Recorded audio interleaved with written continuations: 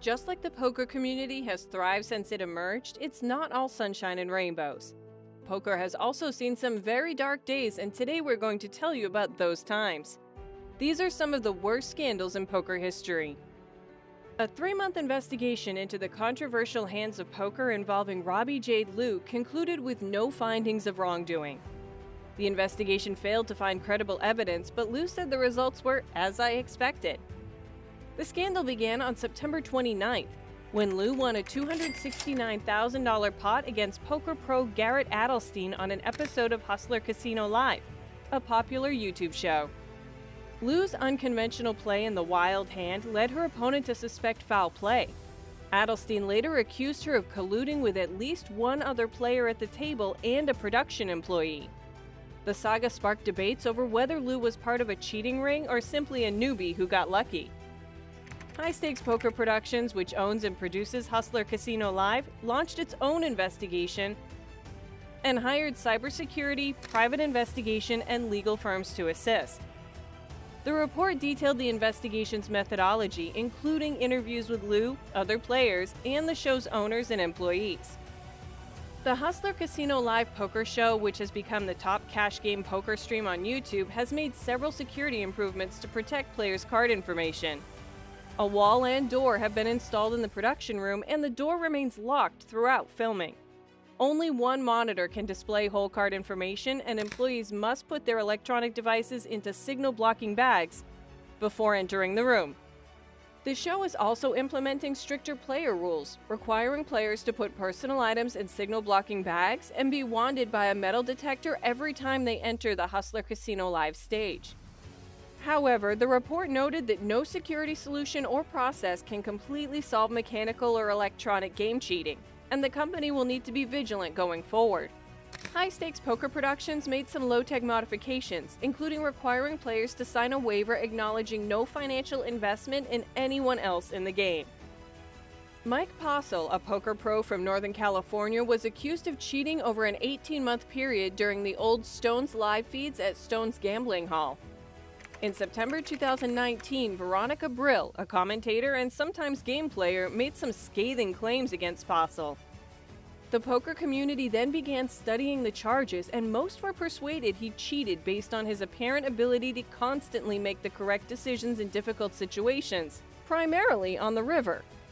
Hundreds of hands were cited as evidence across multiple YouTube channels, demonstrating Postle making difficult but correct calls and raising with nothing, while his opponent likewise had junk. Most poker players were convinced that a low to mid-stakes player was cheating based on the number of times he made excellent plays. Lawsuits were made against Postle and the casino, but it was never established beyond a reasonable doubt in court that he cheated, and he was never charged criminally. He has always disputed the charges, but has made a few statements in public in recent years. The Postle case is highly suspicious, but nearly hard to prove in court until someone else is involved, assuming cheating occurred. Earlier in 2022, Martin Zamani accused one of the old-time greats, Bryn Kenny, of leading a cult-like poker cheating stable in which he claimed to have participated. According to the accuser, Kenny, who has over $57 million in live tournament cashes according to Hendon Mob, had a stable full of poker horses who colluded in poker games played online, and used real-time assistance tools to gain an unfair edge, as Zamani revealed in a memorable Doug Polk podcast. Kenny disputed the claims on the Poker News podcast in April 2022. However, many members of the poker world refused to accept the denial. In May, Poker News released some incriminating information against the high-stakes poker player.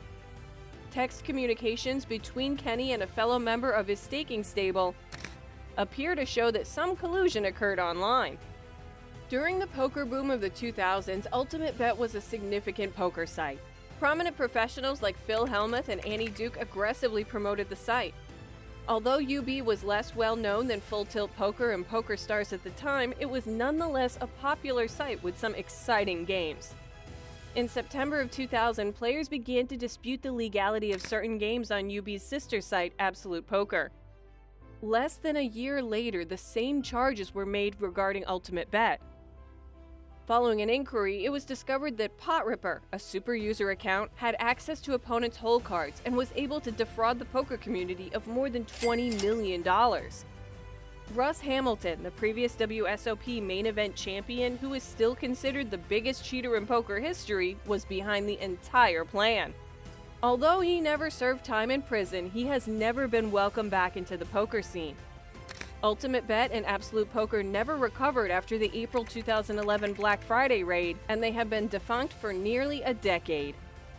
At first, the Epic Poker League's moniker appeared to be accurate. In 2011, Annie Duke and former WSOP Commissioner Jeffrey Pollack established a made-for-TV league at the Palms in Las Vegas, pitting the game's best talents against each other for significant sums of money. Pros such as Eric Seidel, Michael Mizrachi, and Chino Riem competed in the first several events. The $20,000 buy-in events drew over 90 players, and the action was fantastic. Riem sold the 137-player field in the first tournament for $1 million. So what happened with the Epic Poker League? After only 4 events, the league declared Chapter 11 bankruptcy on the 29th of February 2012, and no more cards were dealt. Duke and Pollack mismanaged the firm and refused to host the promised $1 million season-ending free roll. Many poker players blamed Duke for the league's misfortunes and would never forgive her for dropping out of the free roll. Duke quit the poker game to pursue a career as a public speaker and author. We saved the biggest scandal for last. April 15, 2011 will be remembered as the deadliest day in poker history. Often known as Black Friday, some still feel that was the day when internet poker in America died, despite its resurgence. What actually distinguishes this one from the others on the list is that the poker community has yet to fully recover 11 years later, and may never totally recover from what happened that fateful day. Black Friday was costly for thousands of poker players. Many professionals relied on the money they made playing online back then and were left with a lot of uncertainty. When the DOJ took down the largest poker sites on Black Friday, many poker players felt as if they had lost their jobs. Prior to that day, poker sites like Full Tilt Poker and PokerStars were unregulated in the United States. And then it all came crashing down on Black Friday, when the DOJ indicted the 3 largest poker sites, leaving thousands of U.S. poker players afraid that they would never see their remaining account balances. Within a few months, PokerStars paid back outstanding player balances, and after acquiring Full Tilt Poker, they paid out those balances as well. It wasn't until 2017 that the process of repaying Ultimate Bet Absolute Poker players started. In 2013, legal and licensed poker sites launched in 3 jurisdictions: Delaware, New Jersey, and Nevada, marking the first triumph for online poker in the United States since Black Friday. Since then, Michigan and Pennsylvania have followed suit. It has been a slow process to bring legal poker to the United States. More than 11 years after Black Friday, barely 10% of the country's licensed poker sites are in operation, but there is hope that number will rise in the coming years. These scandals have bruised the poker industry, but that doesn't stop the poker community from rising to its ultimate success. Which was the scandal that shook you the most? Tell us in the comments below. Don't forget to give the video a thumbs up and subscribe to the channel before you leave.